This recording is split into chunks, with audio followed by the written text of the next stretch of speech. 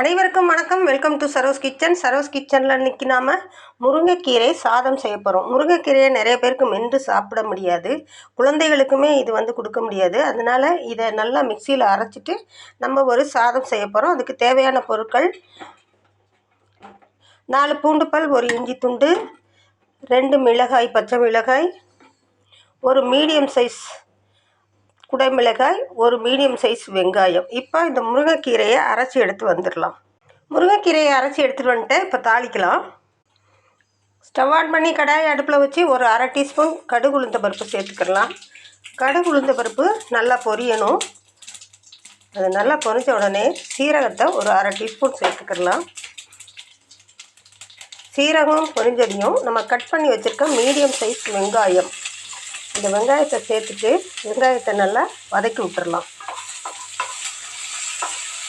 Lunch box கூட இது ரொம்ப ஈஸியான ரெசிபி. குழந்தைகள் கூட சாப்பிட்லாம், பெரியவர்கள் பல்லு இல்லாதவங்க கூட சாப்பிட்லாம், இருக்கிறவங்களும் சாப்பிட்லாம். பல்லு இருக்கிறவங்க மென்று சாப்பிட முடியும், பல்லு இல்லாதவங்களுக்கு அப்படி சாப்பிட முடியாது. அப்படி இருக்கிறவங்களுக்கு கூட இது சாப்பிட ரொம்ப எளிமையான ஒரு டிஷ், ஆனால் ரொம்ப ஹெல்த்தியான ட்ரெஸ்ஸும் கூட.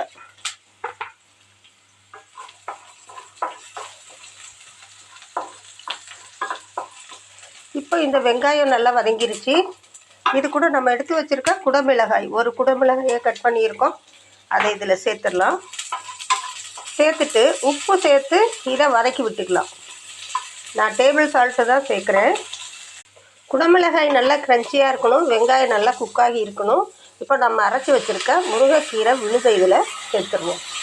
இதோட பச்சை வாசனை போகிற வரைக்கும் நம்ம இதை நல்லா கைவிடாமல் கிளறி விட்டுக்கிட்டே இருக்கலாம். இந்த ஸ்டேஜில் சால்ட் செக் பண்ணிக்கோங்க. ஒரே ஒரு டீஸ்பூன் நெய் விட்டுக்கோங்க. ரொம்ப டேஸ்ட்டாக இருக்கும். குழந்தைகளுக்கெல்லாம் ரொம்ப ரொம்ப பிடிக்கும், பெரியவங்களுக்கும் ரொம்ப ரொம்ப பிடிக்கும். முருங்கைக்கீரை நல்லா வெந்து இது மாதிரி கடாயில் ஒட்டாமல் சுருண்டு வரணும். அந்த நேரத்தில் நாம் வடித்து வச்சுருக்க சாதத்தை எவ்வளவு தேவையோ அவ்வளவு சேர்த்துக்கிடலாம். சேர்த்து நல்லா கிளறி விட்டுக்கலாம். சாப்பிட்றதுக்கு ரொம்ப ரொம்ப டேஸ்ட்டாக இருக்கும். ரொம்பவே ஒரு ஹெல்த்தியான டிஷ் இது. இப்போ இந்த டிஷ் ரெடி ஆயிடுச்சு. கருவேப்பிலை கொத்தமல்லியை போட்டுட்டு ஸ்டவ் ஆஃப் பண்ணிவிட்டு சர்வ் பண்ணிடலாம். இந்த வீடியோ உங்களுக்கு பிடிச்சிருந்துச்சுன்னா லைக் பண்ணுங்கள், ஃப்ரெண்ட்ஸ் அண்ட் ஃபேமிலிக்கு ஷேர் பண்ணிவிட்டு கமெண்ட் பண்ணுங்கள், சப்ஸ்கிரைப் பண்ணுங்கள். தேங்க்யூ. மீண்டும் ஒரு நல்ல ரெசிபியோடு நம்ம சந்திக்கலாம்.